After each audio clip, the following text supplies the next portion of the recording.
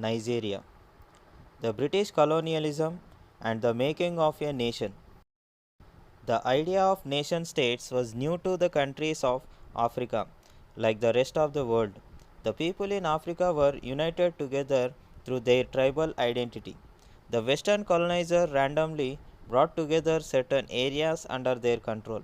In this Nigeria, today what we are calling the word coined by Britishers, by bringing together different regions around the Niger river system where people of different tribal groups lived.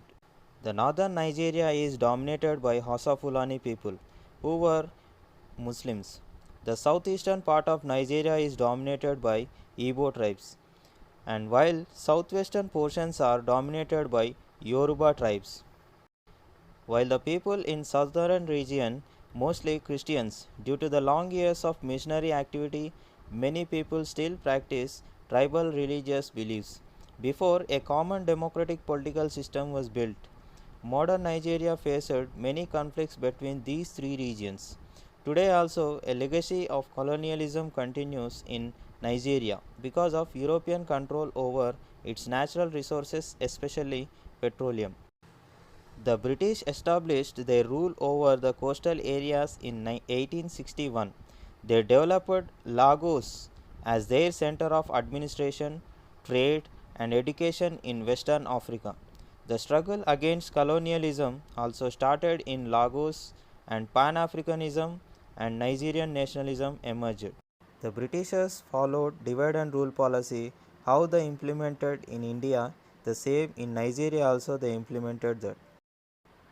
Pan Africanism. Pan Africanism is an idea which promotes the unity of all African peoples irrespective of country or tribe. This was promoted by Kwame Nkrumah. He belongs to freedom fighter of Ghana. A section of Western educated intellectuals responded to this policy. They developed the idea of a common Nigerian nation and began to fight the British rule. Herbert Macaulay. He founded the Nigerian National Democratic Party (NNDP). It is the first Nigerian political party in 1923. In the 1936, the Nigerian Youth Movement (NYM) was founded by Nnamdi Azikiwe. NYM appealed to all Nigerians regardless of cultural background. It quickly grew into a powerful political movement. In 1944, Macaulay and NYM leader Azikiwe agreed to form the National Council of Nigeria and the Cameroon (NCNC). Azikiwe became the dominant Nigerian nationalist leader. He also supported Pan-Africanism and Pan-Nigerian based on nationalist movement. The Nigerian soldiers and the trade union leaders were the backbone of this movement. These soldiers had returned after fighting for the British side in the World War. In 1945, a national general strike was organized by radical nationalist trade unionists. The Nigerian nationalists had the twin task of fighting the British and also unifying the diverse and conflicting ethnic groups of Nigeria. In the freedom struggle, there are three political parties, regional parties. The Conservative Northern People's Party Congress called NPC in the north, the National Council for Nigeria and Cameroon (NCNC) in the east, in the Action Group in the west. After the wave of nationalism in Nigeria, the British decided to hand over power to the Nigerians. They made a complex federal system which made the three major regions of Nigeria autonomous.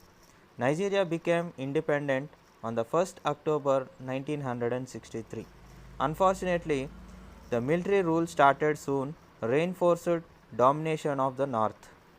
The people made many attempts to bring in civilian and democratic governments, but these failed again and again. The military regime and multinational oil corporations, which funded the corrupt rulers, worked together.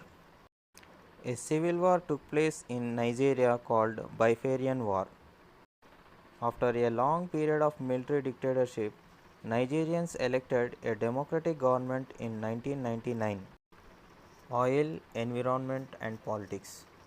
Oil was discovered in Niger Delta in 1950s, and soon various multinational companies headed by the Dutch Shell Company got the rights for oil drilling. Most of the oil wells are owned by these corporations, which extract Nigerian oil and share part of its profits with the military rulers. But common people are not getting any benefits from these oil wells.